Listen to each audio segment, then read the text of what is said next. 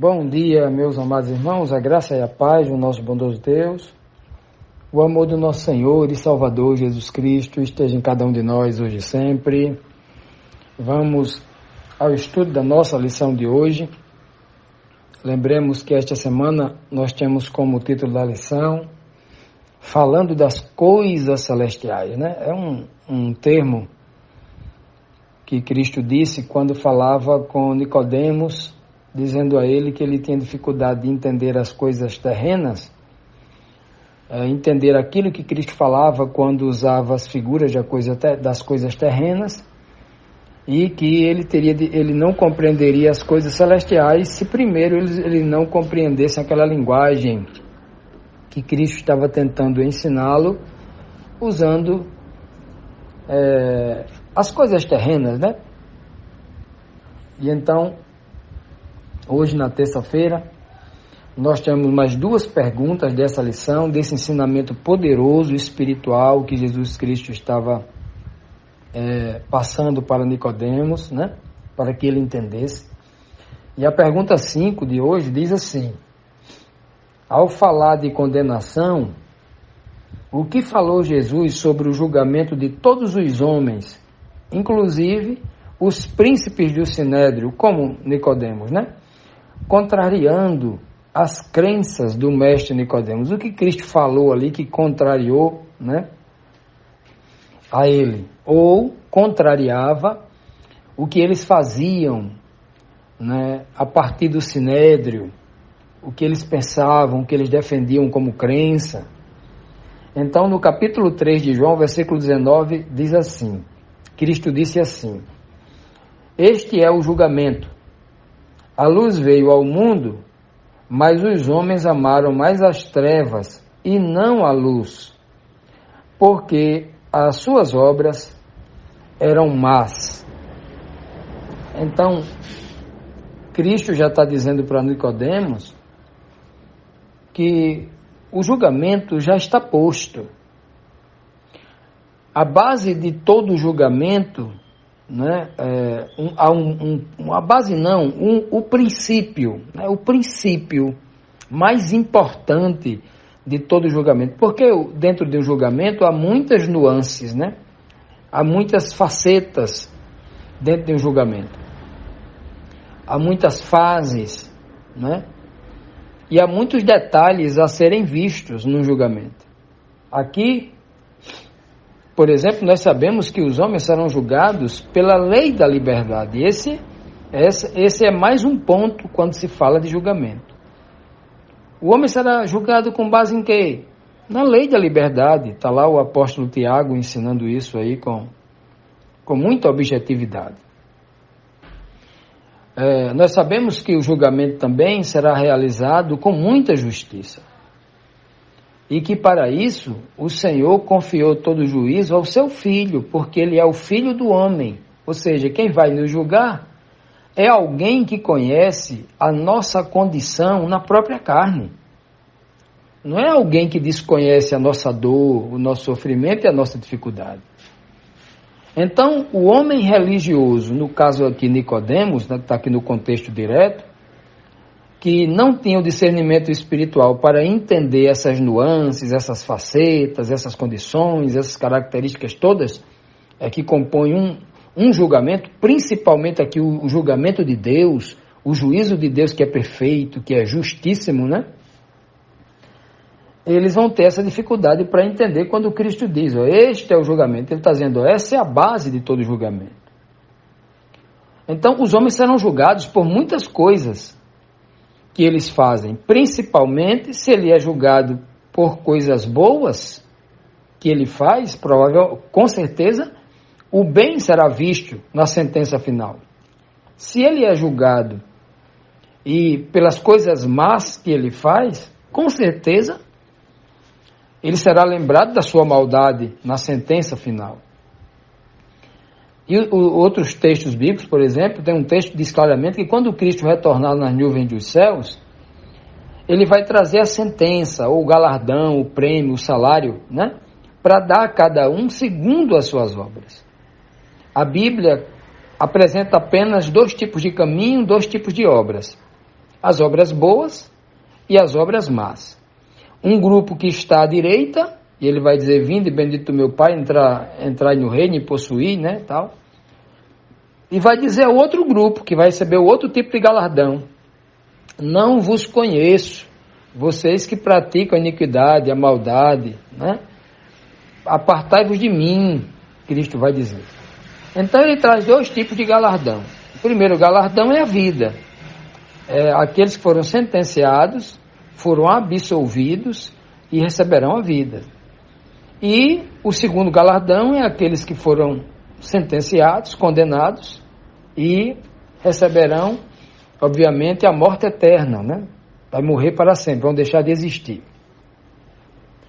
E quando Cristo diz, este é o julgamento, a luz veio ao mundo, ele está dizendo, olha, vocês podem ter cometido muitos pecados. E todo ser humano cometeu pecado um dia. Todo ser humano, e muitos continuam cometendo pecados, né? O ser humano pecador, ele tem a carne inclinada para isso, né? Cabe a ele resistir o mal, como disse Cristo, e vencer, né? Então, mas, o que é que vai definir exatamente a sentença, o galardão, para o bem ou para o mal, para a vida ou para a morte? O que é que vai decidir? É a aceitação ou não da luz, a aceitação ou não de Jesus Cristo, que é a luz do mundo. Esse é o ponto crucial. E aqui Cristo consegue sintetizar, falando para um mestre que deveria saber essas coisas, porque se apoderou do título de mestre, porque se apoderou da alta, testemunhou para o mundo inteiro que ele era um agente de Deus, que era um porta-voz de Deus. Então, se alguém abre a boca e confessa isso, ele tem a obrigação de saber. É isso que Cristo diz. Determinada vez, Cristo disse ao Sinédrio, olha, se você dissesse que não sabia, a culpa não estaria com vocês. Mas como vocês dizem que sabem, então o pecado já é com vocês. Vocês já estão sendo julgados por causa disso, né? E ele vai dizer aqui a base de tudo. Se alguém fez maldade a vida inteira, mas reconheceu e aceitou a luz que veio ao mundo, e não amar mais as trevas onde ele estava, mas ao conhecer a luz, abandone as trevas e venha para a luz, ele não será condenado, né?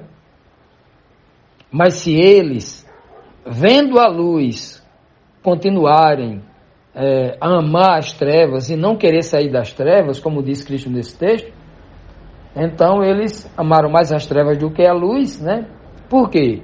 Porque as suas obras eram más e eles queriam continuar nessas obras más.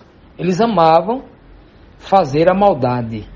Então jamais vai aceitar a luz que vai pedir para que o homem, vai dar poder ao homem para que ele mate o velho homem das trevas e nasce uma nova criatura. O homem seja transformado de uma criatura de trevas para uma criatura, uma nova criatura da luz. Aqui está a base de todo julgamento.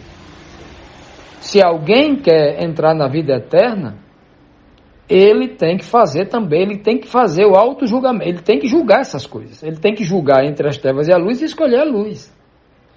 O julgamento não será feito exatamente quando Cristo aparecer nas nuvens do céu sobre a glória do Pai. O julgamento já estará feito. Hoje, eu e você e todos estão sendo julgados. Porque se eu morrer amanhã, a Bíblia diz que segue-se o juízo imediatamente. Então, Deus não é alguém que não é onisciente, que é precipitado e que não, vamos montar aqui um juiz aqui às pressas, um julgamento, traz os tronos, traz aí os escrivãos, traz aí os anjos, traz todo mundo aí, traz os livros dos registros, vamos fazer aqui um julgamento. Não é assim não. Deus é onisciente, né? Sabe todas as coisas. Então, meus amados, a grande verdade sintetizada por Cristo é: aceitemos a luz. Antes de haver o julgamento, o Senhor está dando todas as condições para que a gente seja absolvido. Deus quer que nós sejamos absolvidos. Nós só não seremos absolvidos se nós amarmos mais as trevas, mais o erro, mais a maldade do que a luz. Dando continuidade aqui, meus irmãos, vamos para agora a pergunta 6.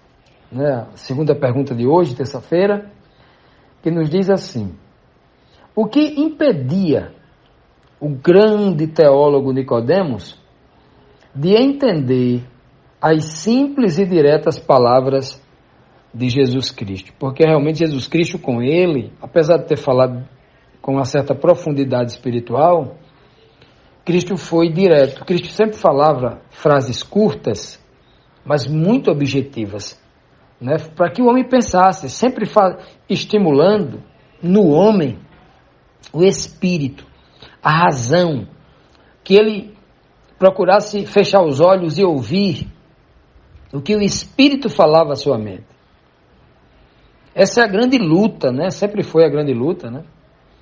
Porque o homem carnal, o homem religioso, mas carnal, não espiritual, ele vai sempre tentar sabotar aquela voz do espírito, a voz da razão, a voz que leva ele a meditar, a se esforçar somente naquelas palavras de Cristo.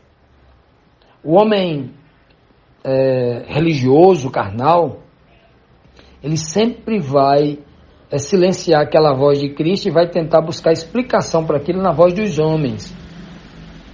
Ele sempre é dependente dos outros homens, e não dependente de Deus, né? Da voz do Espírito de Deus falando da sua mente. Nicodemos tinha essas duas vozes, né? A voz de Cristo que vinha de Deus falando a ele, e a voz da tradição do outro lado, parece que falava mais alto ao ouvido dele, né? Que ele não confiava plenamente, ou seja, não se detinha, não dava ouvidos ao que Cristo dizia, né? Então, em Mateus capítulo 16, no versículo 6, diz assim: Disse-lhe Jesus aos seus discípulos: estejam atentos e tenham cuidado com o fermento dos fariseus e dos saduceus. Obviamente, Cristo, já sabendo disso, né? Esse evento acontece algum tempo depois, quando ele fala essas palavras, algum tempo depois não sei se 2 anos e meio, né? Depois que ele tem um encontro com Nicodemos, ele vai dizer isso aos seus discípulos. Olhe, tenham muito cuidado com o fermento dos fariseus. Nicodemos era um fariseu. Nicodemos era alguém que convivia com grandes líderes da seita dos fariseus, né? A maioria dos fariseus, se não todos, eram doutores da lei, eram mestres, eram homens que eram reconhecidos por ter um conhecimento teleológico da cultura judaica e também pensava o povo, né, que eles tinham das escrituras. Embora eles tivessem um grande conhecimento das escrituras, mas como disse Paulo, como disse Cristo, era um conhecimento da letra morta. Eles não tinham um conhecimento espiritual, e Cristo tenta trazer isso, tenta interpretar a letra gramatical na mente deles como uma mensagem espiritual.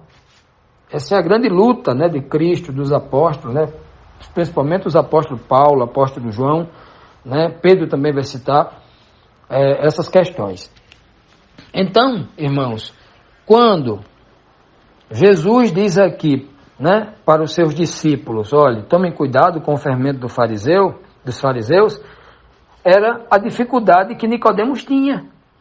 O fermento dos fariseus, a que Nicodemos estava acostumado a se alimentar disto, atrapalhava ele a receber um pão puro, perfeito, uma palavra pura, perfeita, sem fermento.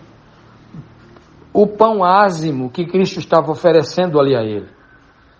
A palavra de Deus que vinha da boca de Cristo era como um pão sem mistura, um pão sem fermento, um pão verdadeiro, né? Era uma palavra pura, sem mistura da filosofia, da tradição dos homens.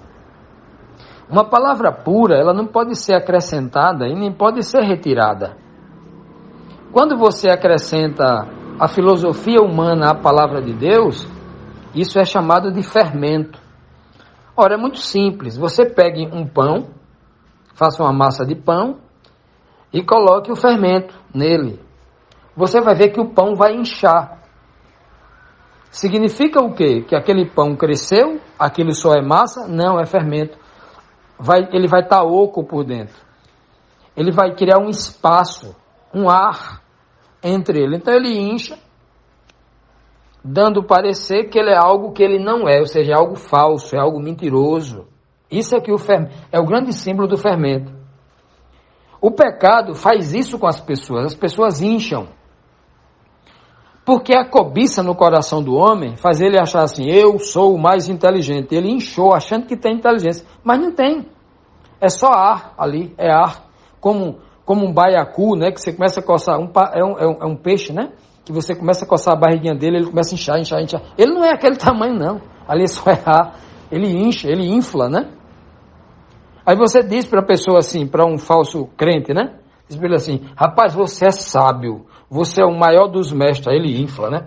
Achando que ele é. E não é. Ele não passa de um aluno, né? Se até Cristo teve que aprender de Deus, imagine nós. Não é mesmo? Então, isso é o grande símbolo do fermento. Em outras palavras, Cristo...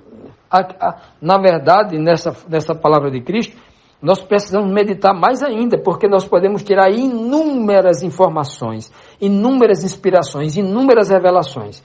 Mas eu quero aqui, obviamente, não tenho a pretensão de dizer de falar tudo, porque eu nem sei, eu ainda estou aprendendo, mas é importante que nós vejamos aí o problema deste fermento, que a cabeça de Nicodemos, que estava acostumado a se alimentar desse pão com fermento, e quem come pão com fermento, e quem come sabe que é saboroso, que dá um gostinho maior, que é mais macio, vá comer um pão sem fermento, um pão duro, borrachudo, como diz aqui no Nordeste, né? Duro, dá mais trabalho para mastigar, dá mais trabalho para tudo, e o sabor é diferente. Né? O sabor é um pouco diferente, ele é mais enjoativo, como ele tem mais massa, você se sacia com menos quantidade de comida, come muito, mas se nutre, come pouco, mas se nutre muito.